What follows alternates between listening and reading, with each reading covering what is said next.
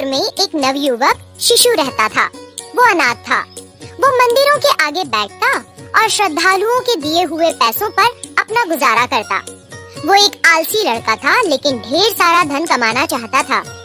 एक दिन वो एक नदी किनारे एक पेड़ के नीचे सो रहा था।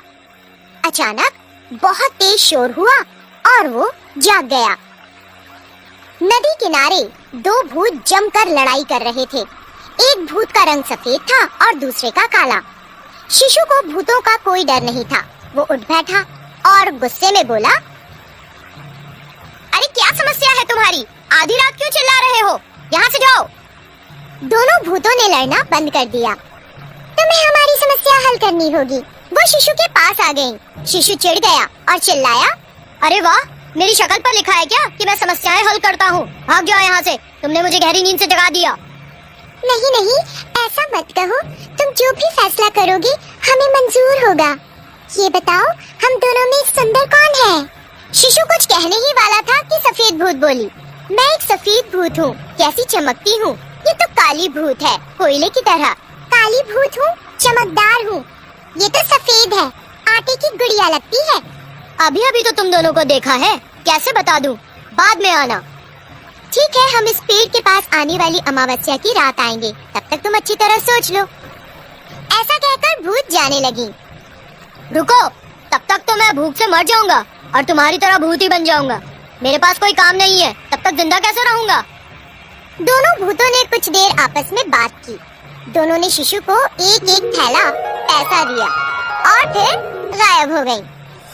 जब वो अमावस की रात को नदी किनारे पहुंचा, भूतनियाँ वहाँ आईं।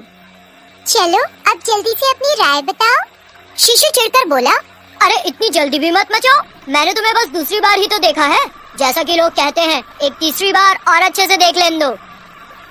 भूतनियाँ निराश हो गईं और बोली, ठीक है, तो हम अगली अमावस फिर आएंगी। मुझे तब तक शायद किसी और गांव चले जाना होगा। तुम्हें किराए के घर की समस्याओं का अंदाजा नहीं है। मेरा मकान मालिक घर खाली करने को कह रहा है। मैं ज्यादा दिन नहीं रुक पाऊंगा यहाँ।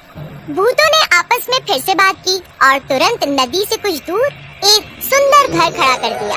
इससे शिशु संतुष्ट हो गया, लेकिन वो और भी कई चीजें चाहता था। इसलिए बोला, तुमने मुझे एक घर दिया, अच्छी बात है, लेकिन रोज की जरूरतें पूरी करने के लिए मेरे पास पैसा भी होना चाहिए ना। ऐसा कहकर शिशु ने भूतों से फिर कुछ पैसे हथिया लिए। तुरंत वो अपने नए घर आया। अब क्योंकि शिशु का नक्शा बदल चुका था, पद्मा उसे पहचान नहीं पाई। शिशु का घर बार देखकर पद्मा के पिता ने उनके विवाह के लिए अपनी सहमति दे दी। शिशु शादी के कार्यक्रम, भोज और दूसरे मनोरंजन में व्यस्त हो गया और भूल गया कि अमावस की रात थी। जब आधी रात दरवाजे पर दस्तक हुई तो शिशु ने चिढ़कर दरवाजा खोला।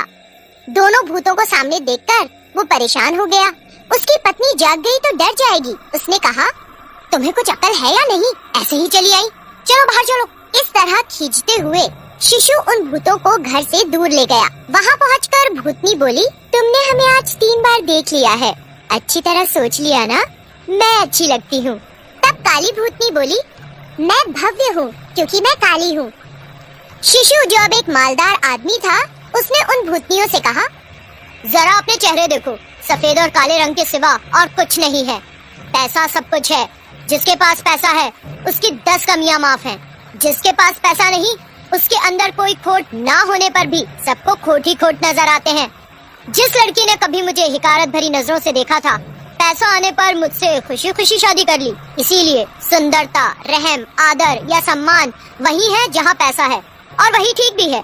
मेरी नई नई शादी हुई है और खर्चे बढ़ गए हैं। शिशु की बात सुनकर भूतनियाँ दंग रह गईं और बोली, तुमने जो कहा वो सच है। हमें अपनी गलती का एहसास है। हम तुम्हें अभी तक काफी पैसा दे चुकी हैं, अब अपना पूरा पैसा वापस लेंगी। ऐसा कहकर भूतनियाँ गायब हो गईं। फौरन उनका दिया सब गायब हो गया। न घर बचा न पैसा।